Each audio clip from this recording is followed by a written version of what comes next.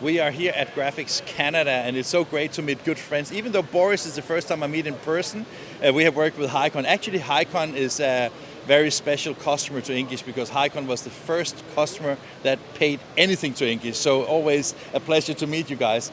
Boris, you are here at Graphics Canada, and you're responsible for sales around the lakes and Canada. So how is business for Highcon in this area of the world? Yeah, so I think it's exciting for us to be here at Graphics Canada because in the United States, I think a lot of people have heard of us. In Canada, it's a little more exciting because people are seeing the technology for the first time. So we're happy to be representing here, and I think in the future years to come, you're going to see us participating a lot more in the Canadian market as well, but it's been very good. And it's great because right now, if you see some of the applications behind us, it shows very, very fine what Highcon is capable of, and it also shows the new corrugated technology that you're bringing to market. Because I think in the beginning you were more known for the really, really fine print on fine cutting on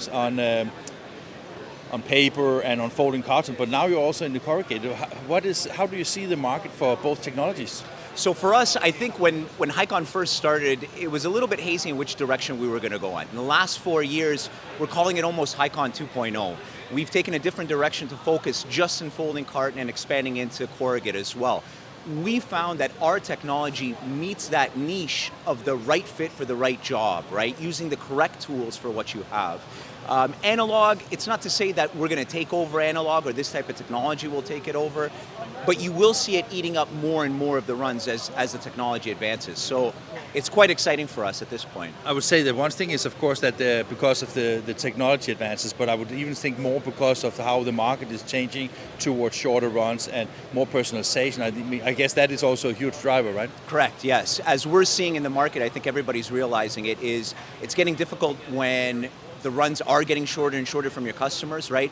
Those margins are starting to disappear a little bit. So what we would like to do is present a technology that can give them back that revenue, that can increase that margin for them, right? Not just one path or another path, but having a third path to go in and truly finding that right fit for your business.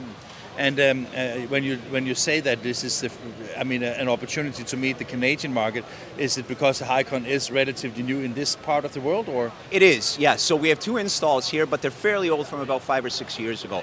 Now that we've joined certain associations in Canada and presenting ourselves here even at Graphics Canada, we've begun some really good talks with some bigger players in the market here for us. And I think sometimes people forget about Canada as that sister country or that brother country kind of above the States. But for us, I think we see the potential of the market here, so we're very excited to bring it here. And I would about to say, because just a few weeks ago, Chica and Jan and I, we also visited BHS who do corrugating machines, yes. Right? And as I understand from some of the people we spoke with at BHS, the Canadian packaging industry is a huge industry, and it must be a fantastic potential for you, right? It is, yeah. And I've had most of my career here in Canada, a little bit in the States. Getting more now with Highcon going into the States, but I can say it's a fantastic market here in Canada. I think everybody's going to be excited about the new things that get brought in. What is, when people see these kind of things, let's say we are here at the Graphics Canada show, what are the more frequently asked questions from customers interested in the technology? Yeah, so I think the first thing that shocks them is that it's no tooling. It's die-less, right? We're using lasers, digital creasing. It's something that they may not have ever seen before. Laser isn't exactly a brand new technology, but it is quite new for what we're doing, right? And in the last 4 years, now that we have customers that have 3 to 4 machines, 40 installs in the United States, we're starting to see that revenue come in. We're starting to see people really excited about the possibilities and the opportunities that they can have when they bring a piece of equipment like this into their facility. I was also thinking that because as far as I remember, I think that Highcon were the first to do laser. I know I say die cutting. I know you don't like that word, but for people to understand it. Yes. But I think that you are even also first mover when it comes to the corrugated using lasers, aren't you? Correct, we are. So there's a lot of proprietary technology and a lot of proprietary information that we carry to be able to do something like this. So we were the first at certain levels of lasers, very high-powered lasers, to be using it towards paper-based products, right? I think a lot of people have the misconception that this is going to burn, this is going to catch on fire.